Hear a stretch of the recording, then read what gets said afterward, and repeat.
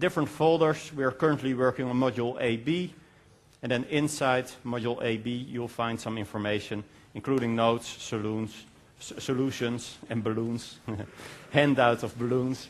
But all the stuff that they hand out can be found there. Somebody asked, can I also see what the homework was? I didn't put it up Blackboard. I will next time. I will make sure notification giving the exact homework, but also note it down because sometimes it takes a little time. The slides are not on there yet. You do not run in parallel with the Dutch group exactly, so I'll put them up when both audiences have seen the slides. Then I'll put the slides up, but all the other essential information will be put up there as quickly as possible. Regarding the homework, some asked yesterday if it's mandatory. No, it's recommended. If you have any questions regarding the homework, you can approach me before the lectures or during the break. If I notice that there's something really unclear to many people, then I will explain this in the plenary sessions, but I will not go into the details of the homework right now. So, let's quickly see what we did yesterday. Yesterday we basically started off with the traditional formula as you use them in high school for the gas law and gravity, but we basically transferred them to a different shape. We use the gas law as what we call equation of state. Pressure is the air density times R times T. Be aware this is not the R that you used in high school. This is not the 8.3145. This is the 287 R of specific for air. And here you see if you talk about different gases in general, you would write it as such. But by default, in this course and all the aerodynamic courses, the R is always the R specific for air, for the mixture of gases that air is. We're also not using this one because this is not very handy, so we use the hydrostatic or aerostatic law. That's basically our law of gravity. So yesterday we already made a quick start with the hydrostatic law, which is the basis of our standard atmosphere. But before we continue with that, I'd like to go into a standard atmosphere or the atmosphere in general. And if we look at the, oh, I'm at the wrong slides here.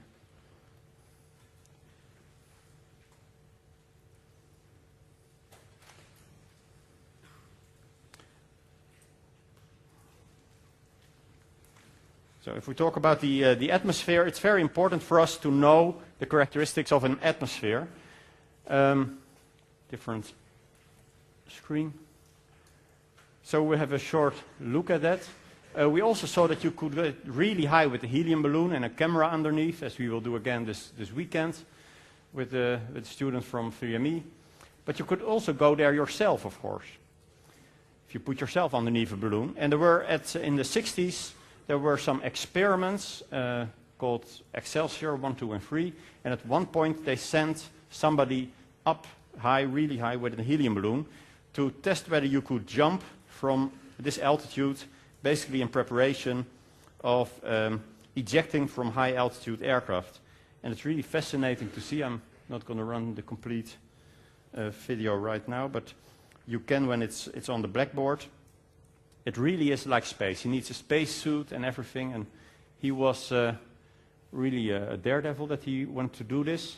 He went higher and higher in stages. They did it 60,000 feet first, and later went to 100,000 feet. At some point, he had a problem. We will calculate later, remember this altitude, what the circumstances are that high in the atmosphere. How close is it really to space? Is there still a lot of air around, or is it really nearly vacuum? Of course it is, if you compare that you already need oxygen mask at 8 kilometers altitude, Mount Everest. It is really, there's not a lot of oxygen there, and also not a lot of pressure, I can tell you already. We'll see the exact numbers later. But to give an impression, at one point he had a hole in his glove, Mr. Guttinger, and that was of course not a good thing, because then the finger underneath is exposed to vacuum, nearly vacuum. But it seems that the human body has a protective mechanism for that, because the finger was swollen to twice the size that it had on sea level, And in this way, it closed the hole of the glove and solved the problem. Mr. Kittinger also lost consciousness at some point. He is one of the few that has gone through the speed of sound without any equipment, just by himself. Luckily, he regained consciousness again later, so he could open the parachute in time. Also note that when he ascends from sea level, the helium is very minimal compared to the maximum volume that you need in a balloon.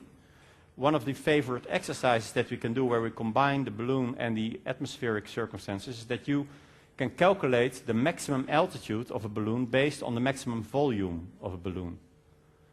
So here, the maximum altitude is determined by when the helium volume has expanded to the size of the balloon, and then it will burst and you will go down. Let's see if we can get to where he jumps. Here he's really high. The sky is already black and he still needs to go higher because this was still recorded from an aircraft. It's an open gondola. And this is about the highest step on Earth I think you can make.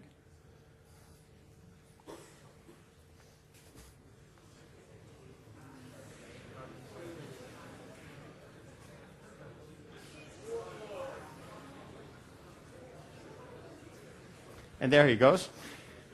And you could also see, if you watch very close or watch again close at home, you can see the way he moves, that you can really see that there's no air resistance, because even if he's already falling very fast, you can see him moving his arms and legs very quickly. And this is zoomed in again, him falling very deep. Somebody even made a song about it, and that's added as a soundtrack to this video clip. Okay, but the real atmosphere is very different. Here we see the measurements Tim Zaman made with his balloon, the camera, and he recorded the altitude, but also the temperature inside his little, well, satellite nearly it is, because there's a lot of, it's similar to what you do in space. And you can see that the temperature, which should go down very quickly, doesn't really go down. It's really stays around 20 degrees. And only here, it really goes down, the temperature. And you can see that the altitude also goes down. So apparently he had a lot of insulation, and only when it started falling, the insulation didn't work anymore. So it's sort of chill factor, or a lot of air going through the material, because then only the temperature was dropped. If you look at what weather balloons register, they have different temperatures and pressure every day. So this is, for instance, you see different measurements on the same day even, with different weather. So this, you cannot talk about what the pressure at a certain altitude is. You need some reference, some average. Why would we need a reference? What would be the reason that you need a common reference? To do simulations, that's one. Yeah. Other reasons? Yeah, check your answers. Well, reference also implies, of course, that if you say a certain aircraft can reach a certain altitude, that it means the same to everybody is an important reason. So you need a common reference to specify aircraft performance, and you also need something indeed for our calculation, for our modeling, analysis, and simulation. You also need a lot of assumptions. If we set up our model atmosphere, we cannot just assume a certain pressure, temperature, and air density. They need to be physically correct, but there are more assumptions that we need, because with the real atmosphere, we saw that the temperature is higher at lower altitudes. And normally, high temperature air wants to rise, wants to be above the cold air. And which means you get convection in the lower part of the atmosphere where the temperature is still decreasing. And that's normally, we don't call this convection normally. Normally we call this weather, because that's basically the engine that drives our weather, the convection in the troposphere. You also can see that in the troposphere, the temperature is nearly constant. And even though here it's hard to see, but you can see that it doesn't change as much anymore. It really goes to a sort of vertical line. In the standard atmosphere, there is a vertical line in the troposphere. This means that there, the air doesn't rise anymore, and also means there is no weather there. So one of the reasons why it's nice to fly in an airliner through the troposphere, through the stratosphere, because you fly above the weather. And of course, there's less drag with lower air density. So here we see the reasons. We also needed to define air data calculations, for instance, what a speed means or an altitude means. We use the air pressure in an aircraft to measure the altitude. And this is not the correct altitude that we measure. It's nearly always wrong. But as long as everybody uses the same reference, the same pressure altitude, at least we make sure that when somebody says he's at a different altitude, that he will miss the other aircraft, because they're both wrong in the same way. So that's another important reason to have a common reference, that you need onboard calculations for your altitude, which are the same for every aircraft. So this is this standard atmosphere. You see it here. We already went through the layers yesterday, the ozone layer, and then again it gets higher there.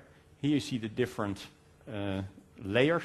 For our calculations, a lot of flights still take place in the troposphere, but you will occasionally also see the stratosphere with aircraft, and with balloons you even go higher. You go to past the 32 kilometers. Well, to model a standard atmosphere, we want it to be physically correct. So what we basically have to do is we have to treat it as a real atmosphere and then set the minimum amount of parameters. Well, we saw yesterday that we have 2 laws and we need to set 3 quantities, so this gives us 1 degree of freedom. And that's why we can choose the temperature. And that's what we do based on our day-to-day experiences, and we have a sort of average. And it was the first one to decide what that was going to be was Mr. Toussaint, a Frenchman, who said, on average, in the lower part of the atmosphere, the temperature decreases with 6.5 degrees per kilometer. And this was gradually adopted by everybody as the sort of standard for the lower part of the atmosphere. This was the first definition of the standard atmosphere. But of course we want to know how to calculate this, and these formula don't do that for us yet.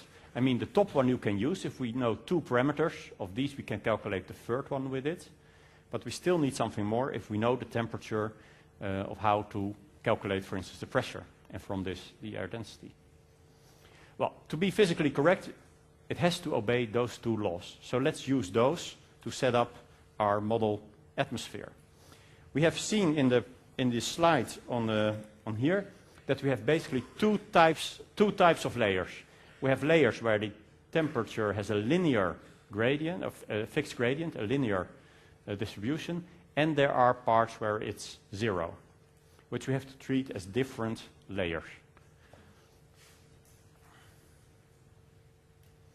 So let's look at what happens if we model this atmosphere. We see the notation here for the D, the differential equation, dP and dH, and we said yesterday this refers to an infinitesimal small disk. So if we want to make larger steps through the atmosphere, what we need to do then is to sum all those little parts, and that's what we do with the integral. You have seen in high school the integral, you've probably seen it defined as the area underneath the graph. But that's just one way to say it, because basically if what you've done so far is calculate this integral, and this is the same as fx dx, and that is indeed the area under a graph, because what you basically did is you took very small steps in the x direction and multiplied this with the local value of y at that point, and this way you calculated the area underneath a graph, A to B. So the integral sign itself doesn't really stand for area under a graph. It's basically a summation sign, a summation of all the little parts that go behind this. So if you sum all these bars, if you sum all the y, the axis, then indeed you do get the area underneath the graph. Well, we have the d sign for the dp and dh in our hydrostatic law. And so if we want to make larger steps, we need to do the same. So if we want to know the pressure difference over a large step starting at 0, which we also need to fix, and I gave the values yesterday. So at 0 altitude, we have a P0, which is 10132.5 Pascal. We have a 0 temperature, which is 15 degrees Celsius, which is 288.15 Kelvin. And we have a rho 0 of 1.225 kilogram per meter cubed. So this is what we set as our starting point for our model atmosphere. Then we said we know the temperature. Temperature at altitude is starting temperature plus change of temperature times the altitude, with the A being 0065 Kelvin per meter. Normally it's given as 6.5 Kelvin per kilometer, and an often made mistake by students at the exam is that they fill in this value in the formulas and getting very strange answers, but still go on. So always check the SI units. And this should be a minus sign, by the way. It decreases because I've put plus in the formula.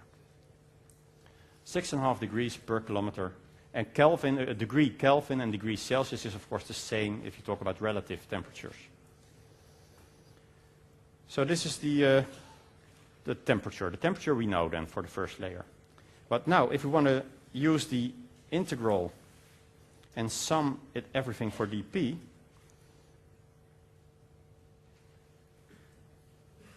we run into trouble because we do not know what will happen if we go from 0, P0 to P1. We go from H0, which is 0, to H1. And then we have a problem because the density will vary with pressure, and we don't know the density, because if we would have known the density, we would have known the pressure as well, together with the temperature. So here we need to change it to include something that we do know, which is the temperature. Sir, yes? what is the Second second altitude versus H8? altitude is the altitude of which we want to calculate the pressure. H1 is what it meant to say here. So we want to go from making a larger step, from all the small steps to a larger step, and we need to go to a certain altitude which we call H1. So by this we will derive a formula for deep pressure at the altitude H1. Can you see what you're writing, or is this better? So everybody got this? So we need to change the hydrostatic law.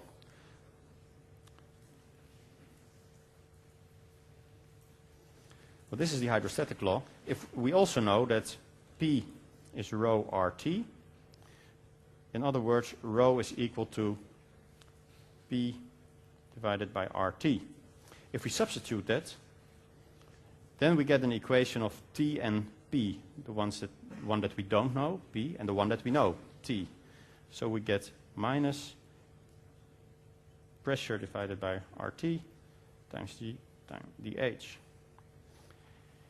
And here we can now move all the unknowns, the P's, to the left side, and what we know, leave that on the right side by dividing by P. So if we divide it by P, we get 1 divided by P times dP is minus G. Well, this looks better. Now all we need to do now is to make sure that we have, instead of the T, we have the H, or instead of the H, we have the T, because those two we know, and then we can solve it. Well, we had the formula TH is T0 plus A times H. And here, A is the temperature difference per altitude. So So you could say it's the temperature difference per altitude difference. In other words, the H is the temperature difference divided by A. And now we're getting somewhere, because if we fill this in,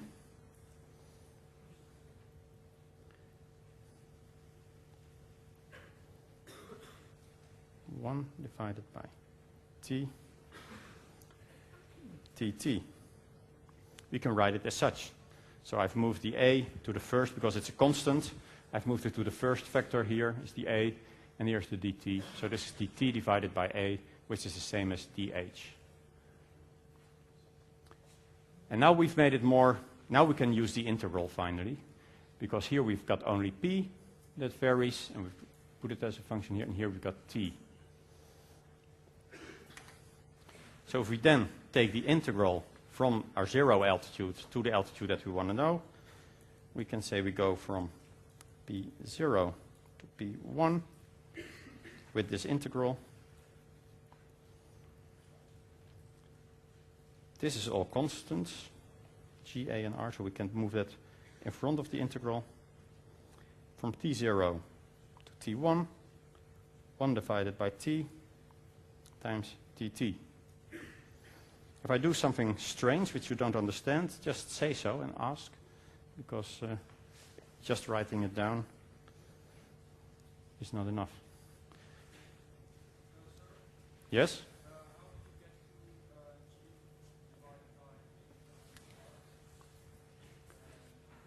From this to this? Well, I basically wrote G divided by R times 1 divided by T. In that way I split this off. And I replaced dH by dt divided by A. So that's how I got the dt here and the A there. So basically the A ends up here because I used dt instead of dH.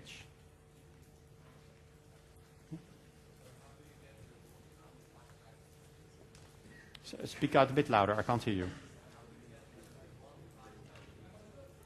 How do I get to 1 divided by T? Here, this is just from this to this. Well, divide by T or times 1 divided by T is the same. So I just split it off of this. I split it off here, and then I go here. So that's the same T all along, and you get it because of this. Okay?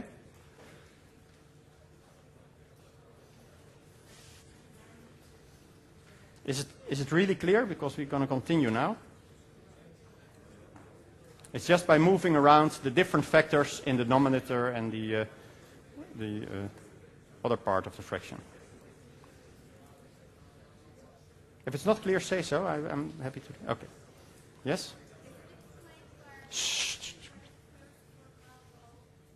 The first, what?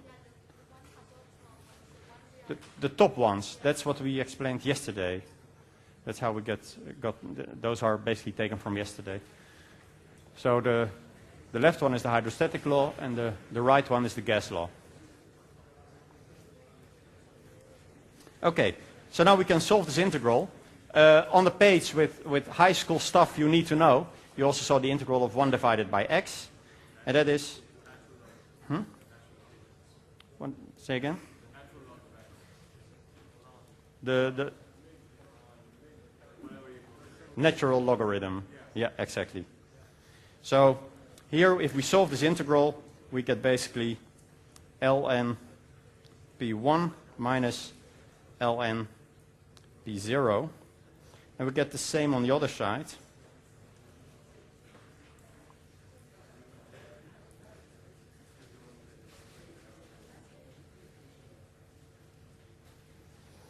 So that's how the natural logarithm comes in. And then, to make this look a bit better, to get rid of the logarithms, we do everything to the power of e.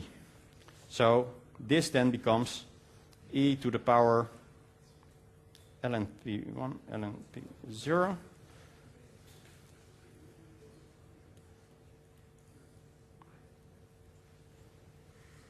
E I should add here. ln t1 minus ln t0. So we do both left and right. We say to the power e to the power of what was standing there. And that we do because e to the power ln x, of course, equals x. So that's how we can get rid of the logarithms, which we don't like.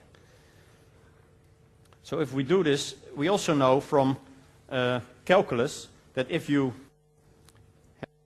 have a to the power a minus b, that's equal to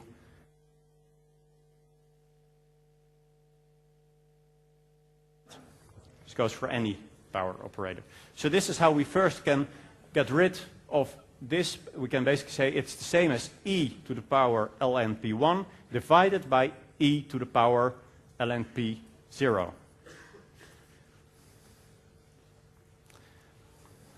Oh, too fast?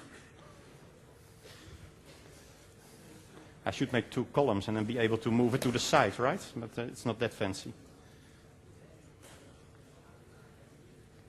Okay, I have to move on now. So what we end up getting on this side is then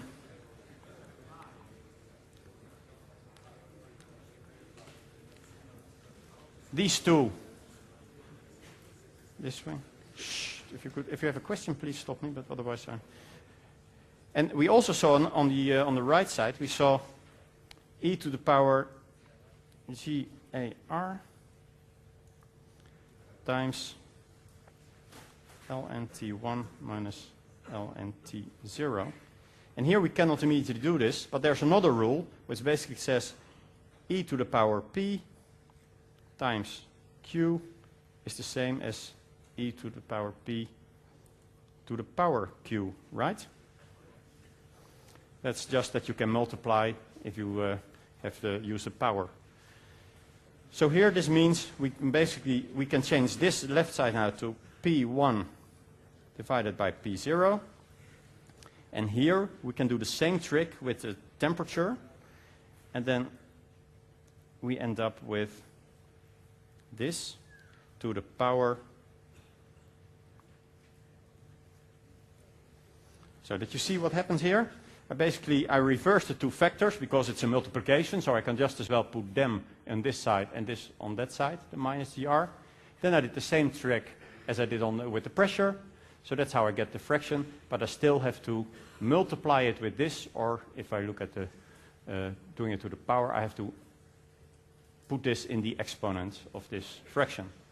Well, this is something we can use from day to day to calculate temperatures and pressures at a certain altitude.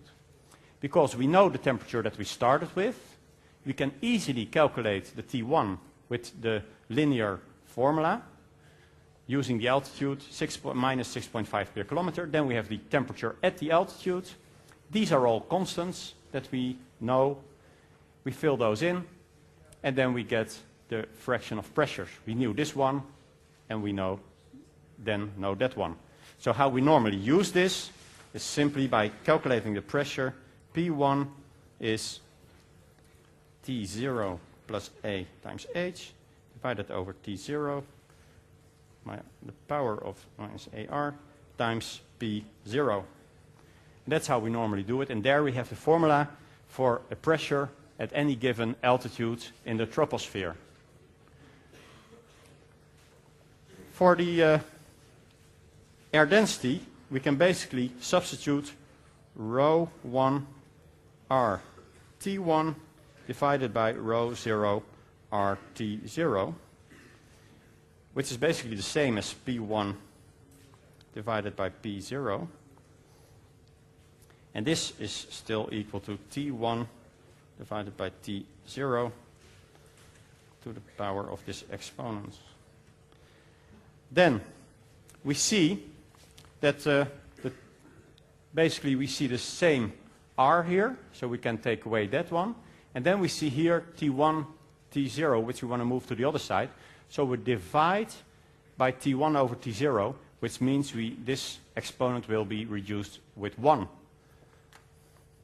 So this means for the density, the formula looks very similar, but this still has an important difference. It's T1 divided by T0 minus G divided by AR minus 1.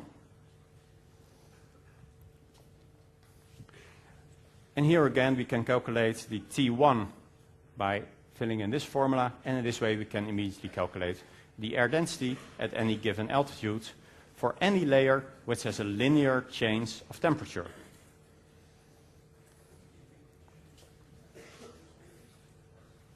And then we have a physically correct atmosphere if we do that. Yes? First you, okay.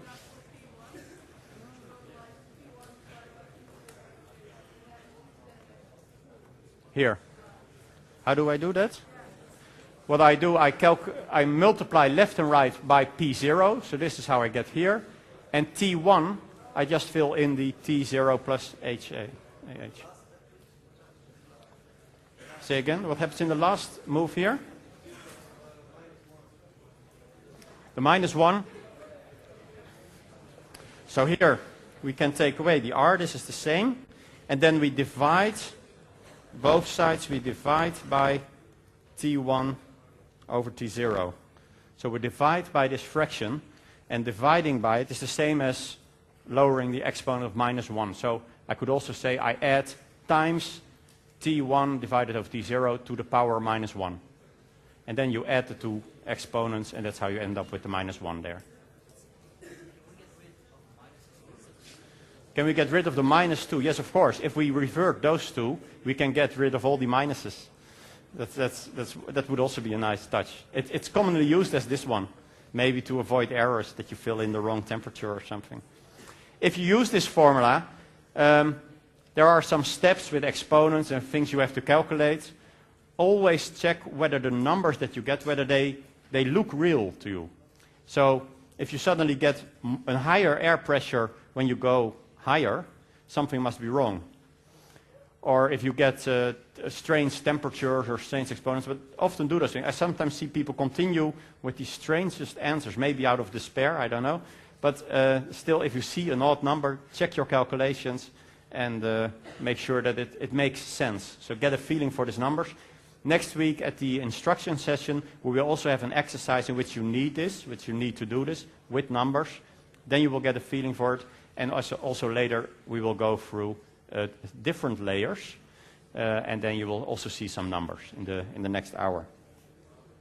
So this is for a gradient. Of course, there are also the isothermic layers, isotherm layers, where we have constant temperature, and then this doesn't work. We've done two things which should make us cautious. A bit quiet, please. If you have a question, raise your hand, and otherwise, just you can also ask me in the break. This is, of course, the other computer. What we've done here, we have to be careful. What we did here, we put the G in front of the integral sign. But in real life, the gravity acceleration reduces when you go higher. So we made a small error. You can read on in Anderson and also on the handout what that error is.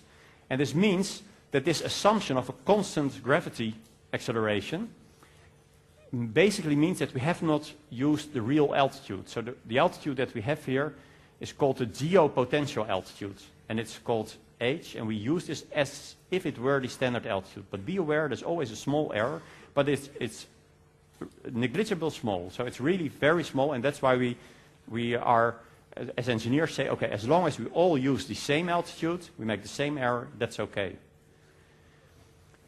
But check out what the difference is, and you will see that it has to do with the altitude compared to the radius of the Earth. So that's why it's very small. The other thing that we did is that here we divided by A. So there you can also see that if there is no change of temperature, this doesn't work because we cannot divide by A. We cannot divide by 0. So what happens if there's a constant temperature? We have to step back then to the very beginning of these calculations. And we have to go back to basically 1 divided by P over dP is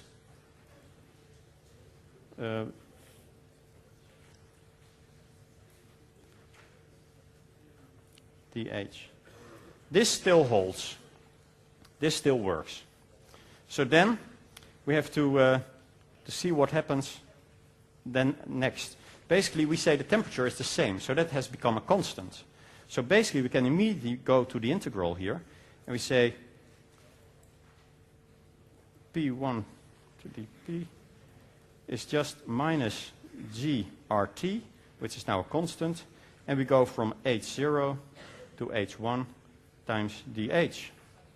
So here we get again the logarithms.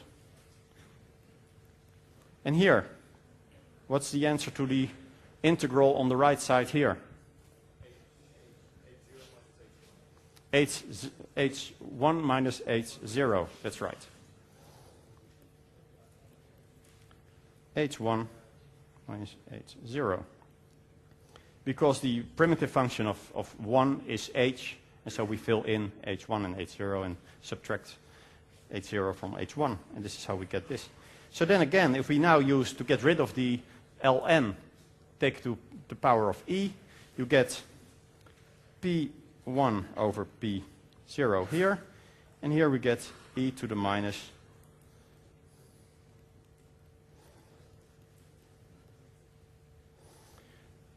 and this is indeed the formula for the pressure change in a isothermal layer.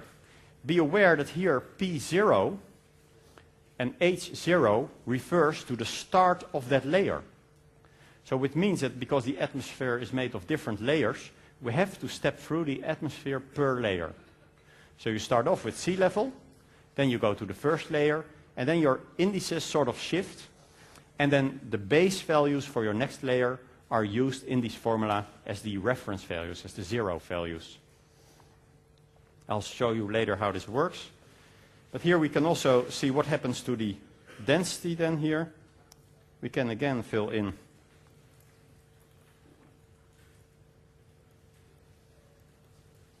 P1 divided by P0 is equal to this.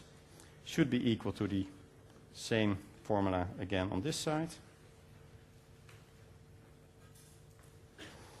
Well, in this case, it's much simpler because not just R is constant, but also our temperature is constant. So this means it's the same. So the same value goes for the ratio of densities as for the pressures in an isothermic layer.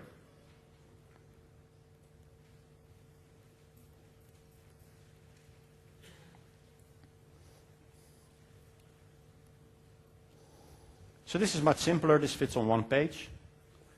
So this is how we do it between 11 kilometers and 20 kilometers.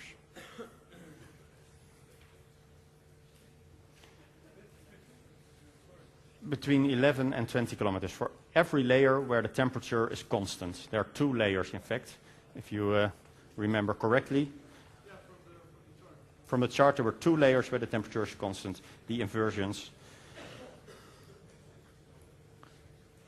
It's basically, if you see here, I'll put the other one back up in the break. Here you see the first layer from 11 to 20. Here you see it again, the second, and here we never fly, but there's a third one even there. And these two are what you most commonly experience. Very often we fly in the stratosphere, so you first then have to go from 0 to 11 kilometers with the first set of formula, and then you have your starting values for the next phase, and then we use the second set of formula for this layer. And sometimes if you have to go above that, we even have to go on in the other direction.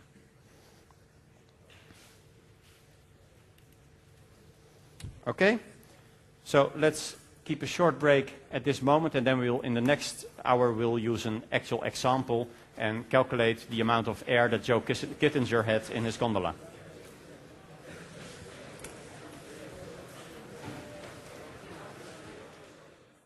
Continue.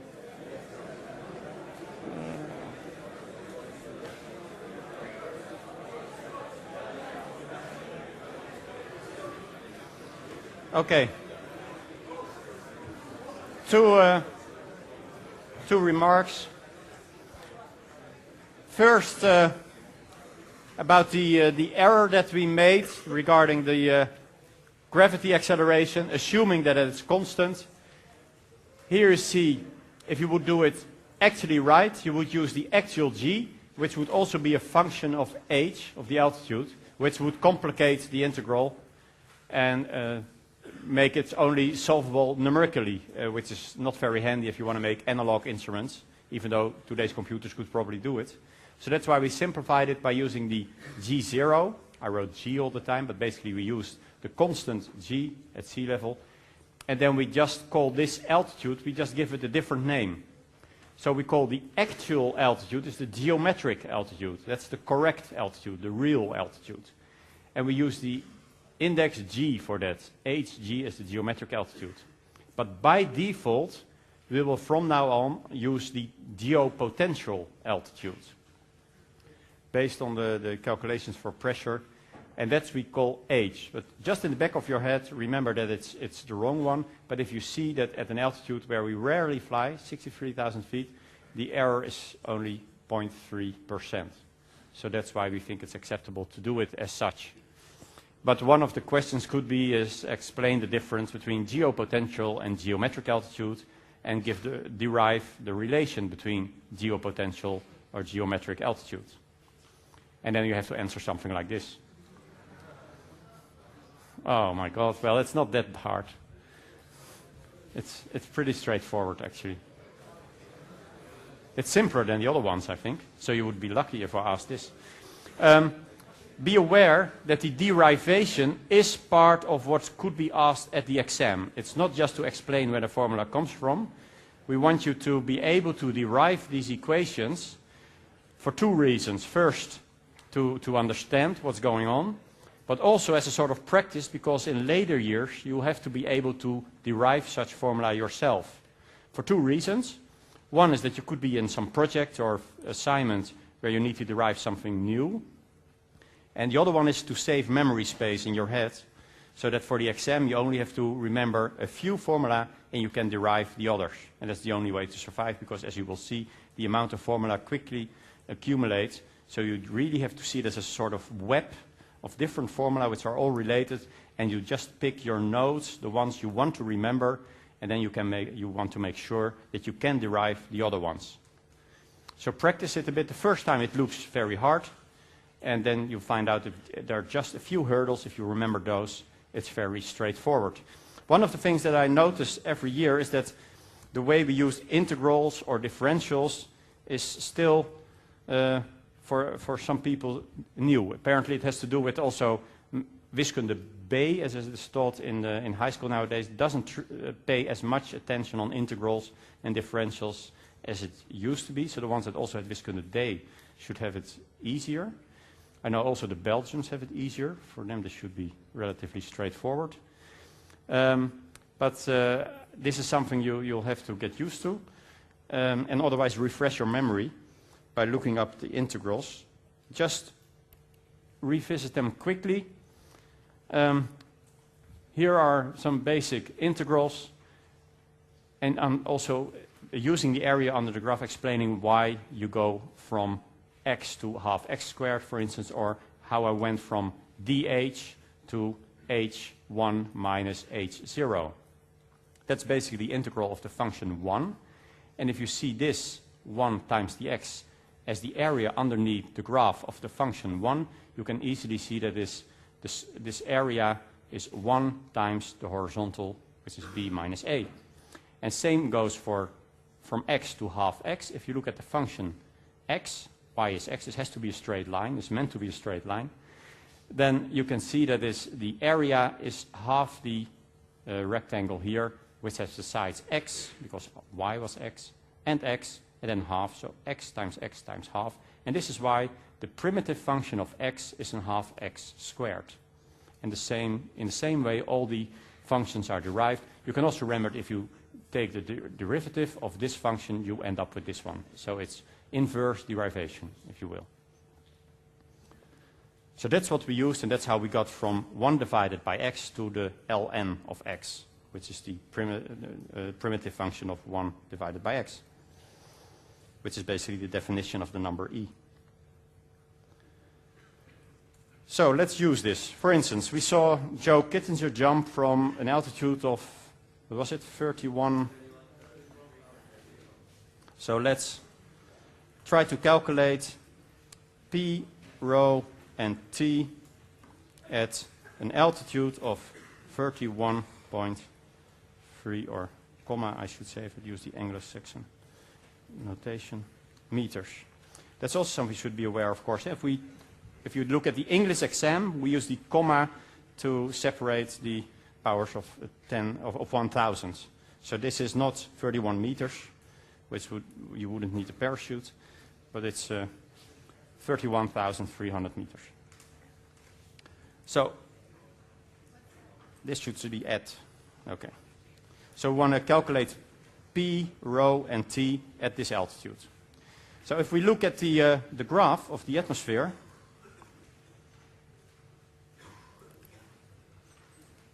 you see we have to go through a number of layers. So we'll take them one by one.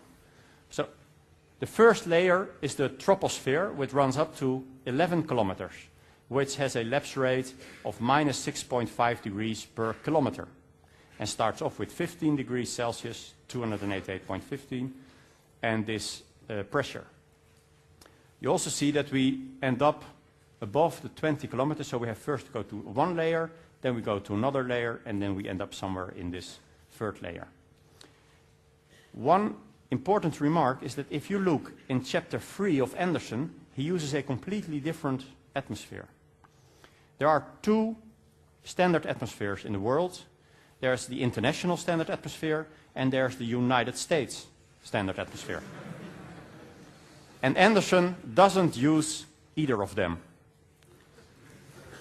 He has a very old one, because in fact the standard US standard atmosphere has gradually over time has merged with the international standard atmosphere up to somewhere, out of the top of my head, somewhere around 50 kilometers or something. So for all our relevant altitudes, they are now the same. But in the past, it was different. And if you look at the references of Mr. Anderson, he used the book of 1959.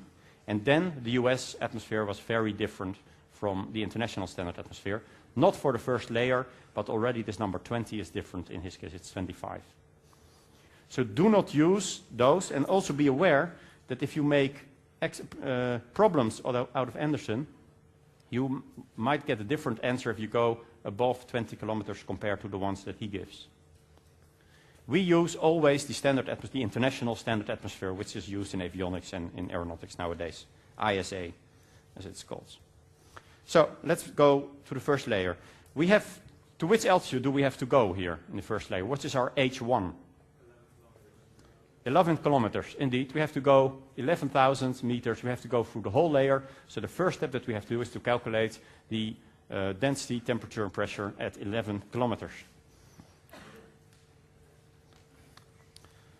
So what do we have? We have the starting values. P0,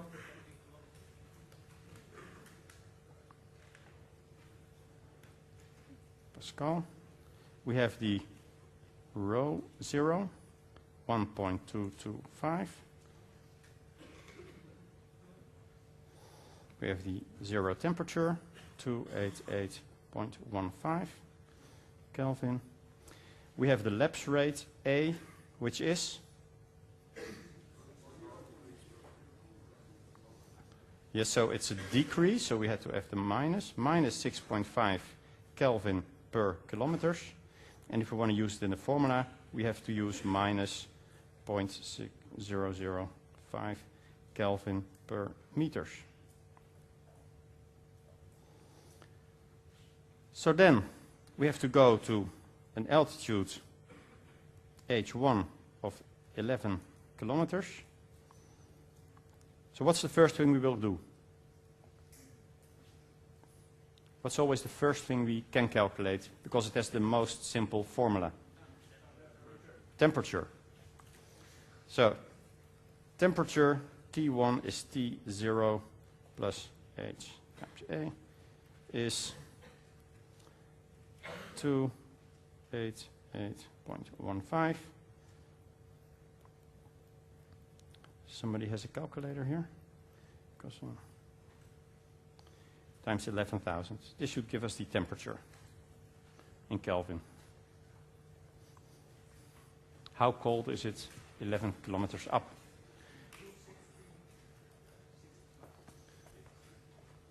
Say again,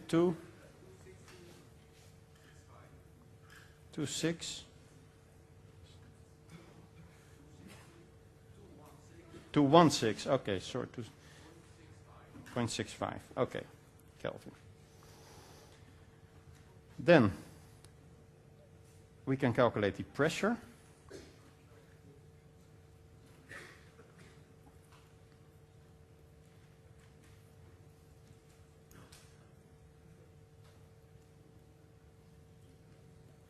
By filling in the value of T1 over T0 minus, we use 9.81 for G. Let's add that here on the top because it's also something we use. And for R we use 287.0.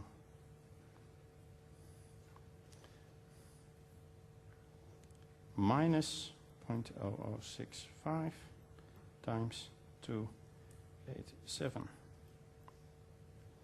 Well, the easiest thing to avoid problems is to first calculate the exponent and then the fraction and then multiply it by P0. So what is the exponent here? Somebody calculate 9.81 divided by minus 0. Can somebody calculate this?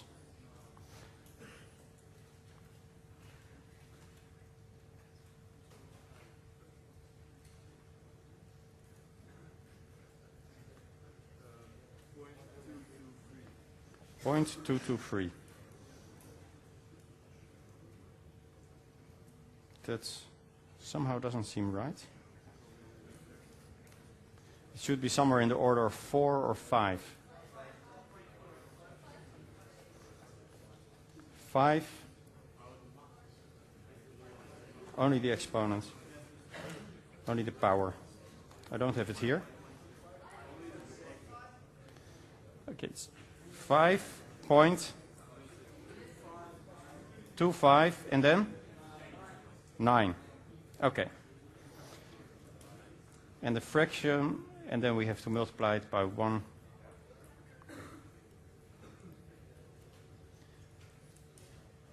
Well, I have the end result here. But if somebody can calculate with me,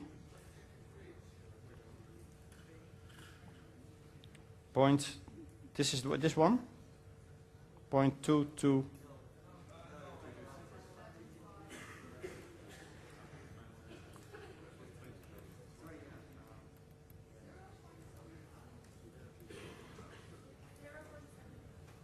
.75. We need a few more digits, but you'll keep them in the memory of your calculator. And then the overall result.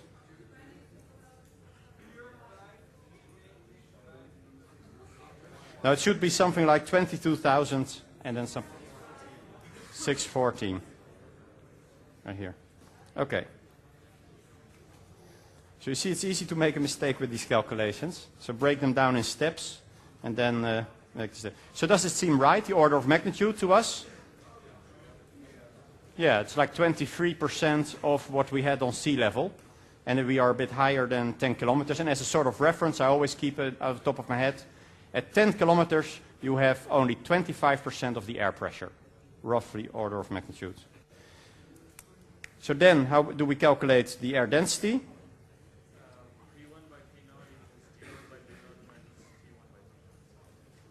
The density we can calculate by just using rho RT, and then saying rho is P divided by RT. So we had, what was the number? 22614 divided by 287 times the temperature, which we also had calculated, 216.65. And this should give the density, rough order of magnitude should be 3636 kilogram per meter cubed. So this is also indeed in the order of around 25%. They don't differ that much, the P and the density, and at least it goes down from 1.225 to 0.36. So that seems about right. So this is our rho 1 and P1, and they now become our new starting values for the next layer. So they now suddenly are our P0, which is 22614. Our rho 0 is now 0.3636. And our T0 is now, we're going to step into the next layer. So what is the next layer? That was very quick. I'll get back to it in a second, no problem. So in the next layer, we see there a constant temperature. So there we use the other formula, the simpler ones.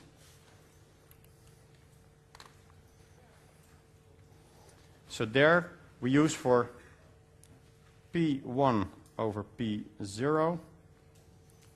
What was it again? Which formula do we need now? The one with the E power, indeed. E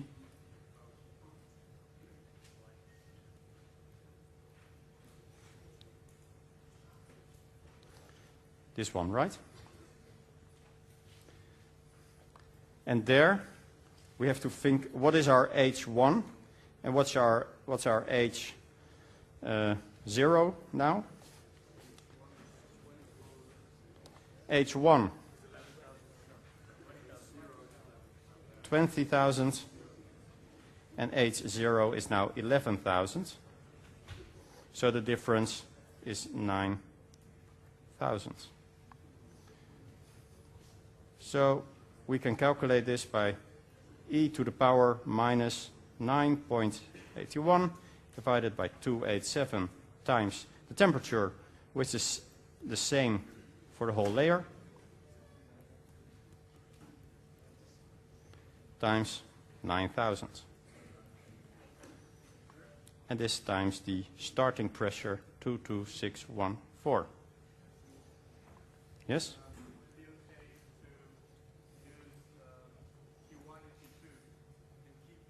Yes, that's another way. Actually, I do prefer that method, but because I just used 1 and 0.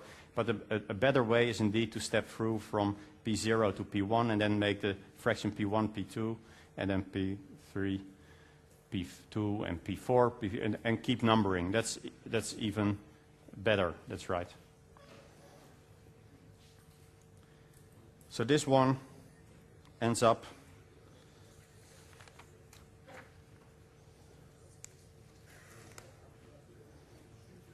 really going down quickly now, I think. 5,466. Okay. And the row 1 or 2, if you continue numbering, should then be already way less. 8, 7, 8, 9 kilogram per meter cubed. And this we can again calculate with simple gas law. So even though we derive the formula for rho and for pressure in the fraction, often you only use one of them, and then you use the gas law to calculate the other. So now we are at what altitude? At 20 kilometers. Still a bit to go. We want to arrive at the altitude of Mr. Kittinger. Next step is, well, we're lucky that we're just underneath the 32 kilometers. That saves us one part of the calculation. So the next H1 or H3 would be,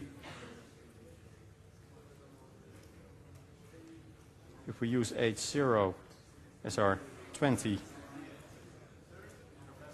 Yeah, I'll leave. I have to change screens. H1 is now 31,300.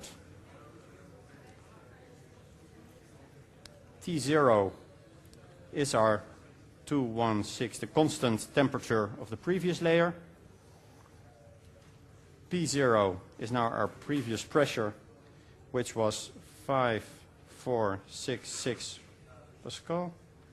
And rho 0, if we need it, is 0.08789 kilograms per meter cubed. So the next layer is again a gradient. And we have to see what the value of A is. And there we see that the A is now positive. And it's Kelvin per kilometer. So A is now 0.001 Kelvin per meter.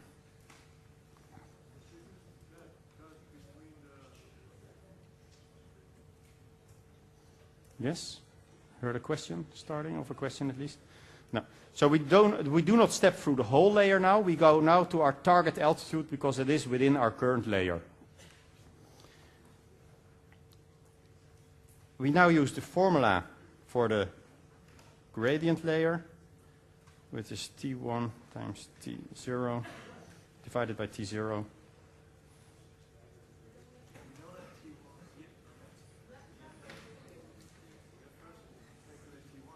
We first have to calculate T1, that's right. So first we have to calculate T1, which is T0 plus H, 8 times H, which is 216.65 plus 0.01 times the delta H, it should be, because we have to start from the base of the layer. So we have to subtract 20 kilometers, so that's 11,300.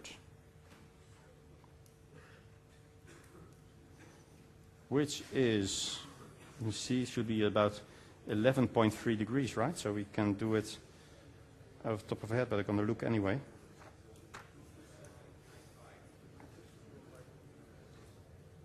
$22795, indeed.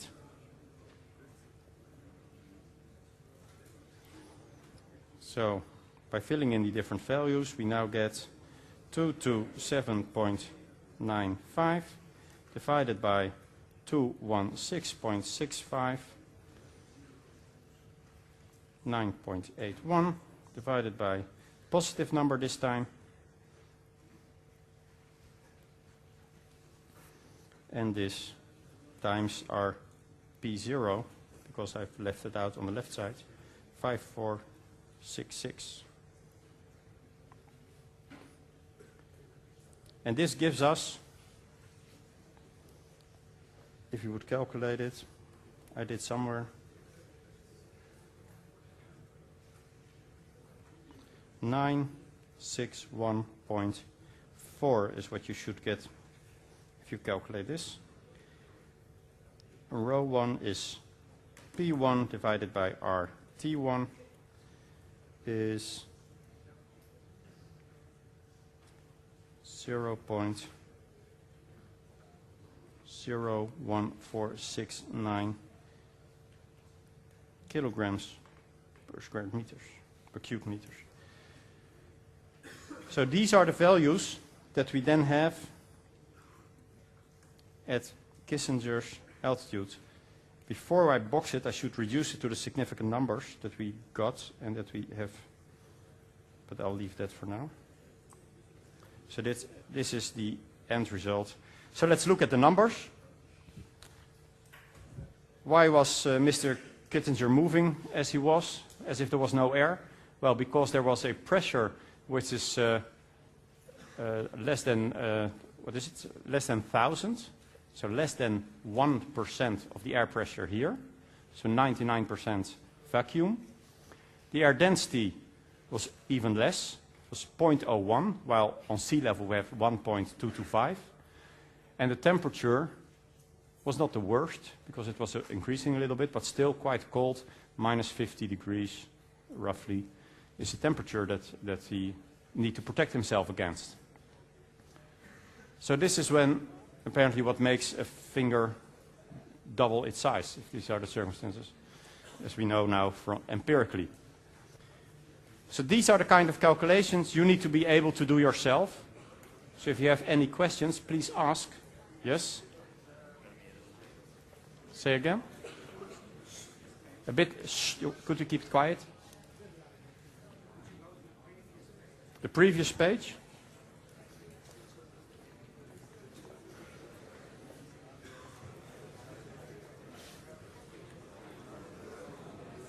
Yes? Shh, could you keep it quiet? I can hardly hear the question, so please keep quiet.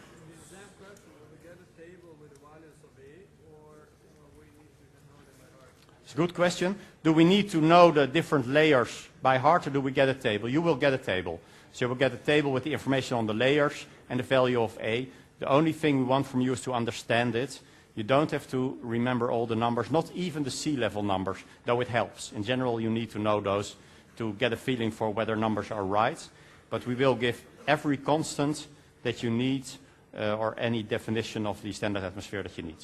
You will get in the exam. So you don't have to know those by heart. Yes? Well, next time, you just use like P0 per layer,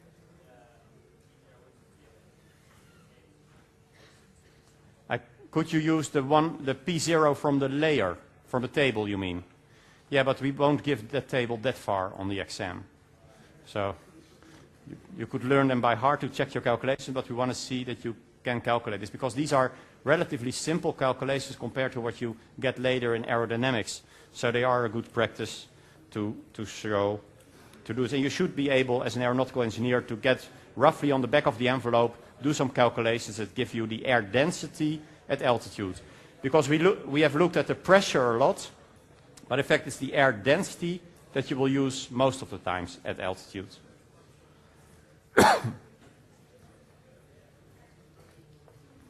Okay. So this was basically what we needed to cover today. Last time we already did the hydrostatic law.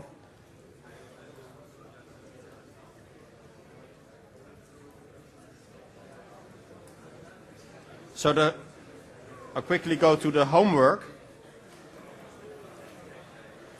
You will find all the derivations also in the handout and in the book.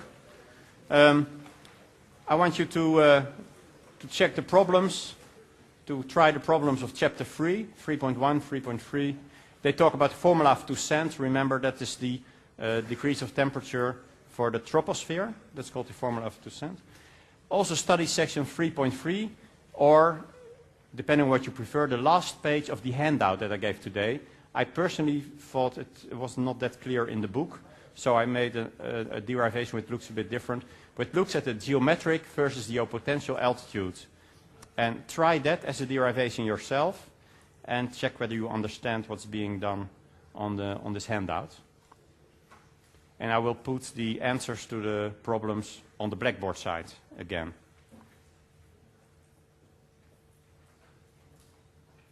So that's it for today.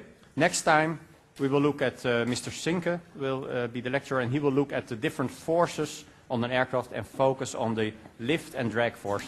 And there you will also see why we need the air density that often. So, see you next time.